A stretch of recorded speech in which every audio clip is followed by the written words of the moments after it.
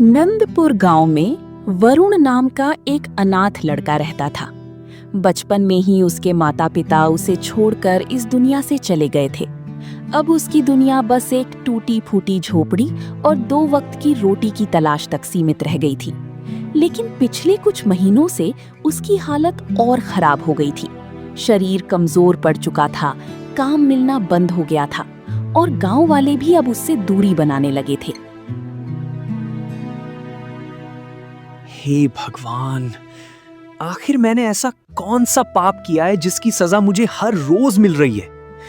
पहले माँ बाप चले गए, फिर गरीबी ने पीछा नहीं छोड़ा और अब ये बीमारी भी जान लेने पर तुली हुई है। इतना कहकर वरुण धीरे धीरे गांव के वैद्य की झोपड़ी की तरफ बढ़ गया।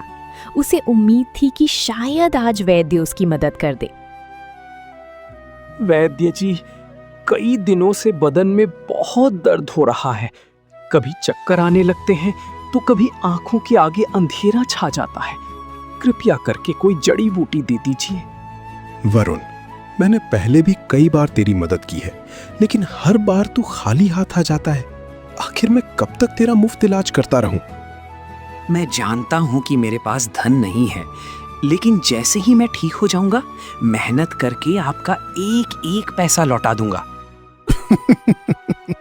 बेटा, वादों से पेट नहीं भरता। जड़ी बूटियां भी धन देकर खरीदनी पड़ती हैं। अगर मैं हर जरूरतमंद को मुफ्त दवा बांटने लगूं तो मेरा घर कैसे चलेगा? तो क्या गरीब आदमी के लिए बीमार होना भी अपराध है? ऐसी बातें मत कर वरुण। मैं तेरी हालत समझता हूं, लेकिन मेरी भी मजबूरी है। वरुण की आंखें भर आईं। वो चुपचाप वहां से लौट गया। उसी समय सामने से गांव का सबसे दबंग आदमी बलराम आता दिखाई दिया। उसके साथ उसके 2 आदमी भी थे। अरे अरे, ये तो हमारा वरुण है। चेहरा देखकर लग रहा है कि वैद्य ने फिर से दवा देने से मना कर दिया। तुम्हें मेरी हालत देखकर बहुत खुशी मिलती है ना? कोई बात नहीं, हंसो हंसो। खुशी नहीं मिलती, तरस आता है, तरस। आखिर कब तक ऐसे ही सड़ सड़ कर जिंदगी काटेगा तुम्हारा? मेरी चिंता छोड़ो और अपने काम से काम रखो। अगर मैं सच में अपने काम से काम रखने लगूं तो तेरा क्या होगा? मैंने तुझे कितनी बार समझाया है कि अपनी झोपड़ी मुझे बेच दे, और मैं कितनी बार कह चुका हूं कि ये झोपड़ी मेरे माता पिता की आखिरी निशानी है। निशानियों से पेट नहीं भरता वरुण। एक दिन ऐसा आएगा जब तू खुद मेरे पास आएगा, और वो दिन कभी नहीं आएगा। समय बड़े बड़ों का घमंड तोड़ देता है। तू तो फिर भी एक गरीब और बीमार लड़का है। इतना कहकर बलराम हंसता हुआ वहां से चला गया। लेकिन उसकी नजर जाते जाते भी वरुण की झोपड़ी पर ही टिकी हुई थी। शाम तक वरुण को कोई काम नहीं मिला। भूख से उसका बुरा हाल हो चुका था। आखिरकार वो गांव के बाहर जंगल की तरफ निकल गया। अगर किस्मत ने साथ दिया तो शायद कोई फल मिल जाए, नहीं तो आज भी भूखा ही सोना पड़ेगा। जंगल के अंदर पहुंचते पहुंचते उसकी सांस फूलने लगी। अचानक उसकी नजर एक झाड़ी पर पड़ी, जैसे वहां कोई जानवर पड़ा हो।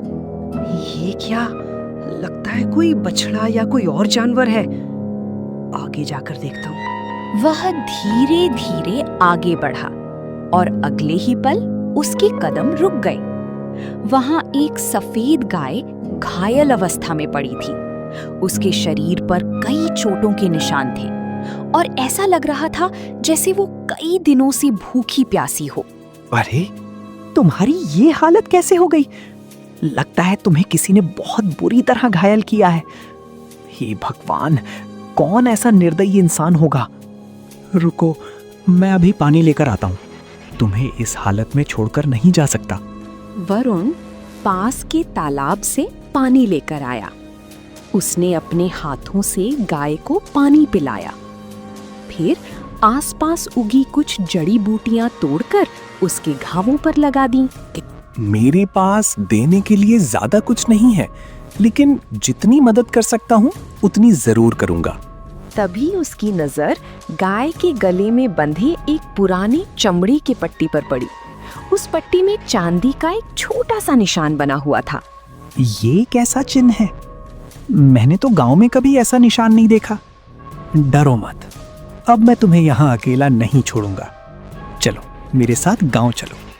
गाय लड़खड़ाते कदमों से वरुण के पीछे चलने लगी, लेकिन दोनों को नहीं पता था कि दूर एक पेड़ के पीछे खड़ा एक आदमी उन्हें जाते हुए देख रहा था। उसके चेहरे पर गहरी चिंता थी और उसकी नजर बार बार गाय के गले में बने उसी रहस्यमयी निशान पर जा रही थी। इतने सालों बाद आखिर ये यहाँ कैसे पहुँच गई? रात होने तक वरुण गाय को अपने घर ले आया। गांव वालों की नजर जब उस सफेद गाय पर पड़ी तो कई लोग रुककर उसे देखने लगे। अरे वरुण, ये गाय कहाँ से ले आया? कहीं किसी की खोई हुई गाय तो नहीं है? मुझे ये गाय जंगल में घायल मिली। अगर इसका मालिक होगा तो जरूर ढूंढते ढूंढते यहाँ तक पहुँच जाएगा, फिर मैं इसे लौटा दूंगा। और अगर कोई मालिक ही ना निकला तो क्या करोगे?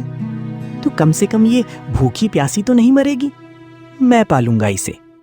देखो, मेरे पास बस इतना ही बचा है। आधा मैं खा लेता हूँ और आधा तुम्हारे लिए रख देता हूँ।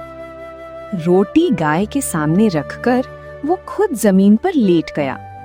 कुछ ही देर में उसे नींद आ गई, लेकिन आधी रात को घर के बाहर किसी के कदमों की आवाज सुनाई दी। वरुण तुरंत उठकर दरवाजे की तरफ देखा, लेकिन कुछ भी नहीं था। जब सुबह वरुण की आंख खुली तो वो बाहर निकला तो देखा उसके दरवाजे के सामने गेहूं की एक छोटी बोरी रखी हुई थी। साथ में कुछ फल भी रखे थे। ये यहाँ कौन रख कर चला गया? उसने इधर उधर देखा, लेकिन वहां कोई नहीं था। किसी गांव वाले ने मेरी मदद तो नहीं की है, लेकिन कौन करेगा? यहाँ तो लोग खुद मुझसे दूरी बनाकर रखते हैं। उधर गाय शांत खड़ी उसे देख रही थी, जैसे उसे सब पता हो। उस दिन कई दिनों बाद वरुण ने पेट भरकर खाना खाया और गाय के लिए भी अच्छा चारा ले आया। धीरे धीरे कुछ दिन गुजर गए। हर रात कोई ना कोई उसके घर के बाहर अनाज छोड़ जाता और हर सुबह वरुण हैरान रह जाता। सबसे अजीब बात ये थी कि अब उसकी तबीयत भी पहले से बेहतर लगने लगी थी। चेहरे पर रौनक लौट रही थी, शरीर में ताकत आने लगी थी। एक दिन गांव के कुएं पर, अरे वरुण बेटा, इधर आ। नमस्ते चाचा। क्या बात है, पहले से बहुत अच्छा लग रहा है तू। मुझे भी कुछ ऐसा ही महसूस हो रहा है। अब पहले जैसी कमजोरी नहीं रहती। ये तो बहुत अच्छी बात है। भगवान तेरे ऊपर मेहरबान होता दिख रहा है। दोनों बातें कर ही रहे थे कि तभी गांव का एक लड़का दौड़ते हुए आया। सुखिया चाचा, सब लोग चौपाल पर चलो, राजमहल से सैनिक आ रहे हैं। कुछ ही देर में पूरा गांव चौपाल पर जमा हो गया और उनके बीच एक सैनिक अधिकारी खड़ा था। सुनो गांव वालों, हम एक विशेष निशान की तलाश में यहाँ आए हैं। उसने एक कपड़ा खोला। उस पर एक चांदी जैसा चिन्ह बना हुआ था। उसे देखते ही वरुण का दिल तेजी से धड़कने लगा। ये तो बिल्कुल वैसा ही निशान है जैसा उस गाय के गले में बना है। अगर किसी ने ये निशान कहीं देखा हो तो तुरंत हमें सूचना दे। ये मामला सीधे राजमहल से जुड़ा हुआ है। महाराज, आखिर ये निशान है किस चीज का? उसकी जानकारी हम अभी नहीं दे सकते। इतने में भीड़ के पीछे खड़ा बलराम मुस्कुराने लगा। उसकी नजर सीधे वरुण पर थी। अब समझ में आया, इसलिए इसकी गाय इतनी खास है। सभा खत्म होने के बाद बलराम अपने आदमियों के साथ एक तरफ चला गया। दादा, क्या सोच रहे हो? सोच नहीं रहा, अब समझ चुका हूँ। क्या समझ गए? हमें भी बताओ ना। वरुण के पास जो गाय है वो साधारण नहीं है, और अगर मैं गलत नहीं हूं तो उसके बदले बहुत बड़ा इनाम मिल सकता है। तो अब क्या करेंगे? आज रात ही गाय मेरे कब्जे में होगी। उधर वरुण घर लौट आया था। उसके मन में कई सवाल घूम रहे थे। एक तरफ ये रहस्यमयी निशान, दूसरी तरफ हर रात कोई मेरी मदद कर रहा है, और अब राजमहल के सैनिक भी इसी निशान की तलाश में हैं। आखिर सच क्या है? तभी उसकी नजर गाय पर पड़ी। पता नहीं क्यों, लेकिन ऐसा लगता है जैसे तुम्हारे पास इन सारे सवालों के जवाब हैं। खैर, जो भी हो, मैं तुम्हें किसी मुसीबत में नहीं पड़ने दूंगा।